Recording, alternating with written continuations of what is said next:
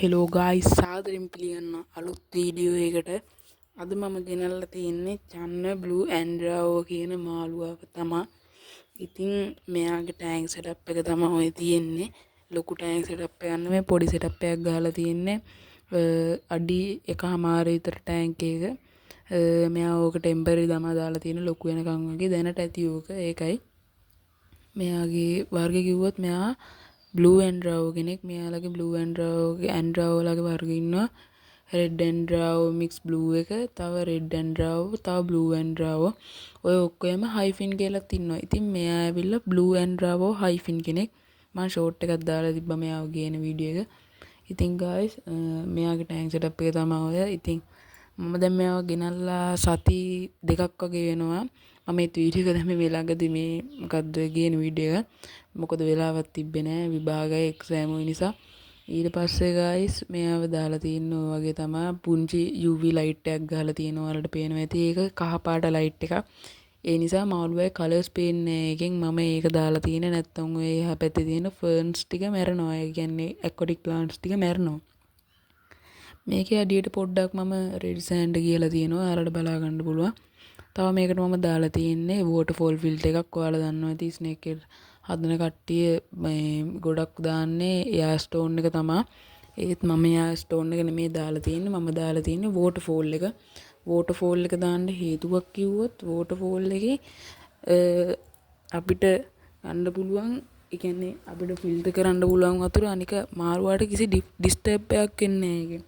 මාළුවාට කිසි ඩිස්ටර්බ් එකක් එන්නේ නැහැ. මොකද මේ ඒකේ අර බුබුලු එහෙම මුකුත් ලොකුවට දාන්නේ නැහැ. මම අඩුවෙන් දාගෙනත් තියෙන්නේ. මොකද එයාට වැඩි ෆිල්ටරේෂන් එකක් ඕනේ දැනට. මම අඩුවෙන් දාගෙන තියෙන්නේ මේ වෝටර් ෆිල්ටර් වෙනවා ඒකේ. ඉතින් ගායිස් ඕක තමයි සෙටප් එක ගැන කිව්වා. ඉතින් මයාලගේ ලොකු එක්කෙනෙක්ව හදන්න නම් මේ අඩි මම රෙකමන්ඩ් කරනවා අඩි 2.5ක් 3ක් වගේ ටැංක් එකක් ගන්න ඔයාලා. ලොකු එක්කෙනෙක් හදනවා නම් මෙයා ෆීමේල්ද මේල්ද කියලා දැම්ම හොයන්න බෑ. ඉතින් මම මෙයාට දෙන පැලට් එක කිව්වොත් මම මෙයාට මෙහෙමයි මගේ ෆීඩින් රුටීන් එක දැනට. මම මෙයාට හැමදාම ශ්‍රිම්ප් කෑල්ලකුයි ඒ කියන්නේ මෙයාගේ ඇහි සයිස් විතර එකක් දෙන්නේ. වැඩි ලොකු ඒවා දෙන්න එපා. ඕවර් ෆීඩ් වුණොත් මාළුවාගේ ඇක්ටිව් ගතියත් යනවා. ඒ නිසා මෙයාගේ ඇහි සයිස් විතර මම ඉස්සෝ කෑල්ලක් උදේට දෙනවා. ඊට පස්සේ රෑ වෙලා මම හිරාමේ කියන පැලට් එක දෙනවා මෙයාට. හිරාමේ කියන පැලට් එක තමයි දෙන්නේ. මෙයාගේ කලර්ස් පොප් අප් වෙලා තියෙන්නේ දැනටමත්. මෙයා 2 ඉන්ච් විතර මාළුවෙක්. මෙයා 2 ඉන්ච් මාළුවෙක්. මම ගත්තේ 1.5 ඉන්ච් වගේ මාළුවාව. ප්‍රයිස් එක කිව්වොත් ගත්ත 5500යි. එච්චර ගණන් මොකද කියලා බලනවා ඇති. මෙයා ඇවිල්ලා ඉම්පෝර්ටඩ් බ්ලඩ් ලයින් මාළුවෙක්. ඒ කියන්නේ මෙයාව කෙලින්ම ඩිරෙක්ට් ඉම්පෝර්ට් ෆ්‍රොම් ඉන්දුනීසියා මාළුවෙක් මෙයා. ඉතින් ගයිස් මෙයාගේ ඉච්චර තමයි කියන්න තියෙන්නේ නම් තව අනිවාර්යයෙන්ම ස්නේක් හෙඩ් කෙනෙක් හදද්දි ඔයා උඩ කවර් කරගන්න ඕන. ඒ කියන්නේ ටැංක් එක උඩ. මොකද මෙයාලා ග්‍රේට් ජම්පර්ස්ලා මෙයාලා පයින්ඩමයි බලා try කරන්නේ. ඒ නිසා අපි අනිවාර්යෙන් උඩ කවර් කරලා තියන්න ඕන. ඊට පස්සේ ගායිස් මෙයාගේ මව්සත්තු දෙන්න ගැන කිව්වොත් මෙයාගේ මව්සත්තු දෙන්න ඉන්දුනීසියා මේ මම ඔයාලට කිව්වා වගේම ඉම්පෝර්ටඩ් මාළුවෙක් ඉන්දුනීසියා වලින්. ඊට පස්සේ මෙයා ඇන්ඩ්‍රාවෝ හයිෆින්. එතකොට මෙයාගේ ෆීඩින් කරන වීඩියෝ එකක් ඔයාලට ඕන නම් අනිවාර්යෙන් කියන්න. ඉතින් වැඩි විස්තරයක් නැහැ. ඉතින් මෙයා ගැන කියන්න ඕන වගේ ටිකක් තමයි මම කියන්නේ. ඊට පස්සේ තාම මම මෙයාගේ ටැංක් එකේ ස්ටික් එකක් අලවලා තිනවා සයිඩ් එකෙන්. ඔයාලට මම ෆුල් ටැංක් එකේ පිච් එකක් දාන්නම් ඉස්සරහින්. පේනවා ඇති දඟලලා කරලා ඇක්ටිව් එකේ ඉන්නවා. මාළුවා දවස් දෙකක් වගේ යනකොට මගේ අතට හුරු වුණා. මාළු කෑමත් කෑවා.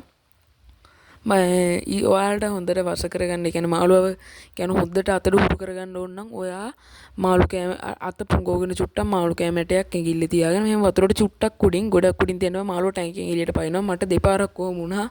කියන්නේ මම ළඟින් තියලා කාලි වෙරලා මම ඇඟිල්ල ගන්නකොට මාළුව හිතුවේ තා මාළු කෑමටයක් කියලා ඇඟිල්ලට පයින්න. ඇඟිල්ලට පයින්නකොට ටැංකියෙන් එළියට වැටුණා. දෙපාරක් වෙලා තියෙනවා එහෙම. ඉතින් ගායිස් ඒක ඔයාලගේ විදියට ඔයාලා කරන්න ඔයාලගේ කැමැත්ත අනුව කරන්න මම මේක කරන්නම කියන්නේ. තව ඉස්සෝ කෑල්ලක් වගේ පොඩ්ඩක් ඇඟිල්ල තියාගෙන මේම ටැංකියේ වතුර ගාවට කරන් ඉද්දි අනිවාර්යෙන් එයාලා ඇවිල්ලා ගහලා කනවා. මගේ එක්කන නම් එහෙමයි හුරු වෙලා තියෙන්නේ. මෙයාගේ බ්ලැක් ටික් ක්‍රීම් එකක් දැම්ම බලා ගන්න පුළුවන්. තව මෙයාගේ ඩෝසල් ෆින් එකයි ඇනල් ෆින් එකේ දෙකේම බ්ලැක් ටික් ක්‍රීම් එක තියෙනවා.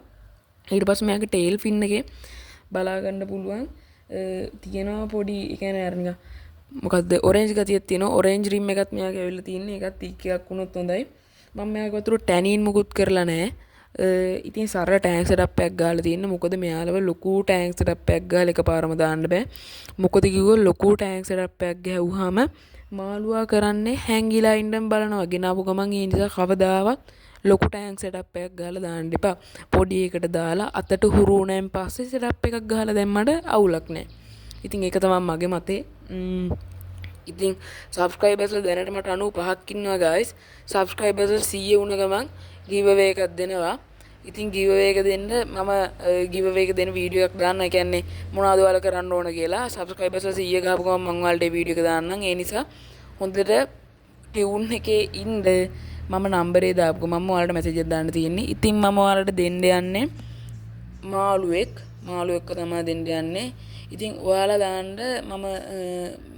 දාන්න කමෙන්ට් සෙක්ෂන් එකට මේකේ ඔයාලට ඕනේ මොන්ස්ටර් මාළුවෙක්ද නැත්නම් normal aquascape ඒ කියන්නේ නැනෝ මාළු සෙට් එකක්ද කියලා. දැන් මොන්ස්ටර් නම් එක්කෙනයි නැනෝ නම් කීප දෙනෙක් දෙනවා. ජෝඩු 3ක් වගේ දෙනවා. හරි ඉතින් guys එච්චර තමයි කියන්න තියෙන්නේ. එහෙනම් guys අදට ගිහින් එන්නම්. bye bye.